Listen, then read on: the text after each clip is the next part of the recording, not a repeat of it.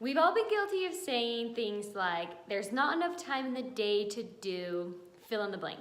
Whatever the case may be, millions of people feel the exact same way. For some reason in our adult lives, we learn things like how to get a job, how to pay taxes, and even maybe how to buy a house. But for some reason, we are never actually taught how to manage our time, which ultimately manages our lives. So today I'm going to give you guys the productivity tools and tricks that I use that have helped me become more productive and efficient in my day-to-day life. First thing that I encourage all of my clients to do is track their time. You might be allocating too much time to a certain task when it really should be toward a different task. So you can either use apps like Toggl or simply check in with yourself 3 times a day and see where you're at. So for instance, you might be spending a little too much time on Netflix, or you might be spending too much time working on a certain project when you should be saving some of that energy toward a second project. So once you finish doing this for about a week, you will be ready to begin your productivity tools. Time blocking. You might have heard this term before in the productivity world, but it is amazing. It's essentially when you take time to complete all of your tasks and block them all together. So I literally go in my Google Calendars and I set a meeting with myself. This has been the trick for me. I have to take it seriously and professionally so that I actually time block these items together and get them done.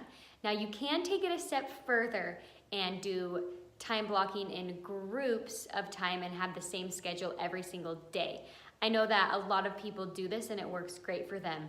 So say 6:30 to 7:30 you're working on your business, or from 8 to 9 you're doing something else. And so it's literally in blocks of time every single day.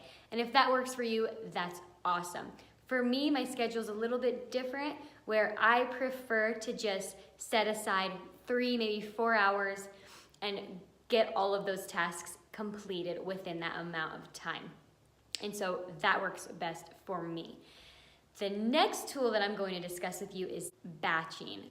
Batching is amazing because you can group similar items together and do them all in one setting. So you can do this with a lot of things. I allocate a certain time of day to do all of my meal prep snacking, so I can just grab my snacks on the go and I don't have to set time aside to actually make things, because I am a snacker and I need snacks like every single hour. So if I can have those ready to go, it saves so much time for me. I also batch my errands, so if I need to go to the store next week to get something but I'm already going, say on Tuesday, I will batch all of my errands in one day, so then I have more time later to do other things. You can also do this with your business. So say you do your content on Mondays, you do your editing on Tuesdays. That is called time batching.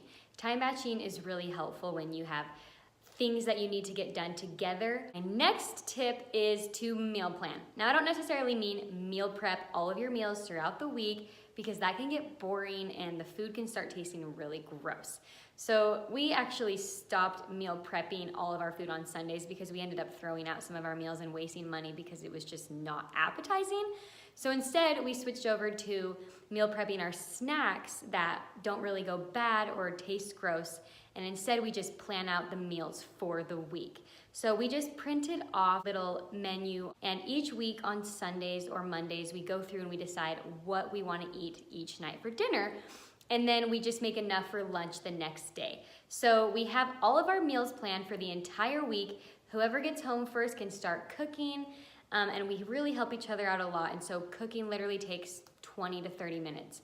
So it's really efficient and we always know what we need, and we don't have to go to the store during the week because we already did that since we have it planned out. You can take it a step further and plan for 2 weeks or 3 weeks, but for us, our lives are so crazy busy that we decided a week is the best for us. But remember, do what's ever best for you and your family, because if it's functional for you, you'll stick with it, and that is the key. Now, following that, my next tip is to digitize your grocery list. So anytime we see something running low or we are gonna need for the next week, I go straight into our Walmart pickup app and start adding things to our cart. So by the end of the week, we have everything we need, and then we just add those items that we decided we wanted to eat for the next week to our list, and it's super quick, super efficient. Grocery shopping now takes about 5 minutes, and that time that we used to spend in the grocery store is spent doing other things that need our time more. So that has probably been the biggest one that has helped us. I used to be the person that went into the grocery store and had to go down every single aisle just because I liked it simply. I thought it was fun. I'm not sure. But then life just gets too busy and I had to finally make the switch to Walmart pickup. And I wish I did it sooner because it has literally made my life way more productive, and I've been able to spend that extra 2 hours a week toward my business. I hope you guys enjoyed all of these productivity tips. Let me know in the comments below if you end up trying any of them.